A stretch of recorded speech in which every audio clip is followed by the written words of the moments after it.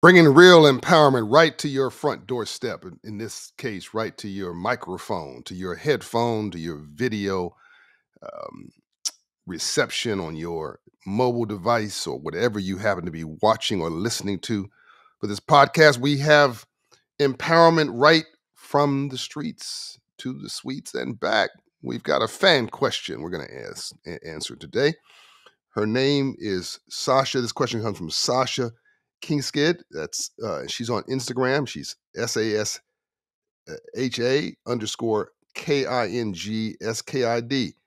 Sasha Kingskid, what a unique name from on Instagram. She asks, "What's the best way to start investing in real estate?" It's a good question, and my answer is keep it simple. Like keep it simple and keep it modest. Don't be dramatic. This is no time to get fancy, right? I want you to ask a whole lot of questions. I asked Quincy Jones once, "Man, how'd you get so smart?" He said, "John, I'm just nosy as hell. I want to know everything about everything." Well, that's how I want you to be about real estate. I want you to know everything about everything. Ambassador Andrew Young, my mentor, my hero, my man, the right arm to Dr. Martin Luther King Jr., one of the central leaders of the civil rights movement, says that men and women fail for three reasons: arrogance, pride, and greed. Hello. I don't want you prideful. I don't want you arrogant. I certainly don't want you greedy because you'll get ahead of your skis. You'll start doing crazy stuff, and yeah, I'll get to that in a minute. Maybe I want to keep this simple and answer a question first, but I want you to just be humble, right? Ask a whole bunch of questions. Go to Operation Hope. Talk to one of my Hope Financial coaches. Just ask a whole bunch of, there's no silly question. There's no stupid question. Ask because no one taught you this stuff. No one gave you a lesson in financial literacy or how capitalism and free enterprise works. It's what you don't know that you don't know that's killing you, but you think you know. Here's what I want you to not do. I don't want you to have to listen to anybody who's trying to separate you from your wallet. Don't invest, if you want to call it that, in fractional real estate. That's not the way to start. Don't invest in what are these things? I did these timeshares. I'm not hating on timeshares. Actually, I am. I own one. I've been trying to get rid of this thing for probably 10 years. I've owned it for 25 years. It's just drained me. Basically I've rented a piece of somebody else's. Well, I own a piece of the real estate, but because I don't own the whole real estate, I don't owe it fee simple as we call it. I own a fraction of it. Yes, I can feel pride that I have a piece of real estate, and it's a good location. It's in Newport Beach, along the ocean.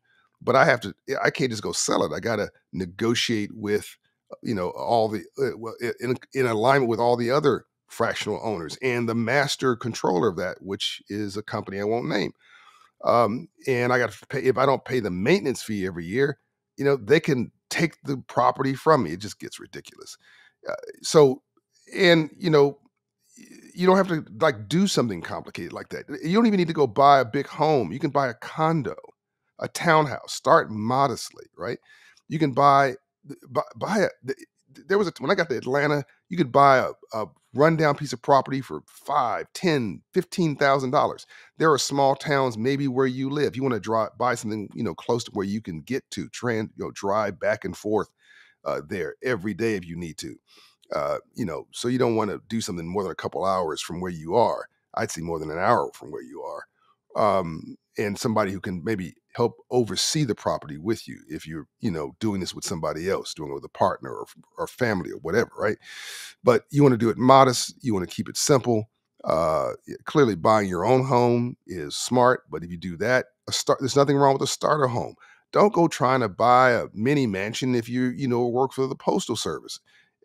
Look, my mother worked at McDonnell Douglas Aircraft, and she when she got laid off there, she was a janitor part time at my school. I'm not hating on any kind of job occupation. She was a security guard. I'm saying if you're a security guard, if you're a janitor, if you're a postal worker, if whatever, cool, really important, but modest employment situation. Don't go trying to buy a $500,000, $750,000, $1 million property. That's crazy, right? And don't listen to anybody trying to sell it to you, right? You want to buy something that doesn't stress you out, that you can handle, right?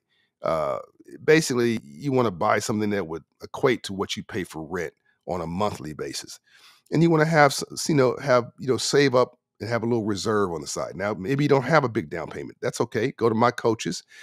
If you never heard of the earned income tax credit and you make less than $60,000 a year, uh, congratulations. I've also just told you that you've got some money coming to you. That's right, EITC. If you make less than $60,000 a year, and if you have 3 children, check this out. You make $35,000 a year. You got 3 kids. The government owes you 6,000. I think that's the number. About $6,000, $6,500 in a cash tax refund. If you never heard of EITC, is retroactive for 3 years. Okay, that's now help me with the math. That's 18,000, almost $20,000. Uh, there's your down payment for your home. You're buying your first starter home you want to buy.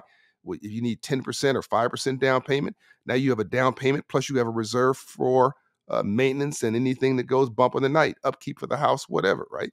Because you want to have a little account set aside for if a pipe bursts or whatever. Uh, and my team can also like help you put a proper budget in place and get your credit score up so you get a great mortgage. So you want to get pre-qualified with a lender, and you want to make sure it's not a hard money lender, not Boo Boo and Pookie and them. You want to get a proper. You talk about getting married. You get married to this property. It's going to be a 30-year mortgage uh, commitment, and you want to make sure it's a good mortgage, right? You want to be cool with it as it's cool with you, and you want fixed rate, in my opinion. And if you have a 700 credit score or better, you're going to get a good rate, and you're going to lock that in through my people or whoever you work with. My people work for free, right? And then you take that commitment that you maybe get approved for $150,000, $250,000, $300,000, whatever, $400,000 you get approved for. I don't think your starter house should be any more than that. Hello. Um, and Start a house or first piece of real estate if it's an investment property, and then go, with confidence, get a broker,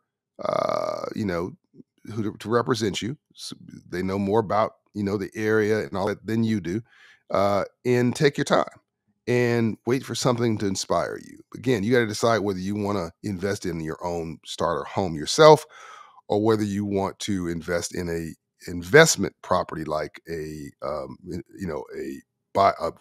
raggedy home in the hood that you buy, you rehab, and you rent, or maybe it's a duplex, or maybe it's a triplex, or I wouldn't suggest a multifamily as your first investment. So keep it simple, and be humble and ask a lot of questions and take your time. There's always a chance to do it again, but it's very hard. It's very easy to get married, very hard to get divorced. And the same thing applies to real estate. It's very easy to get into something bad and very hard to get out of it once you're already committed to it. So, again, keep it simple, keep it humble, keep it modest, and keep it moving. All right, love and light. And thank you very much to this wonderful question from Sasha. I look forward to seeing you at the finish line, Sasha. With questions like this, no doubt you're going to be successful.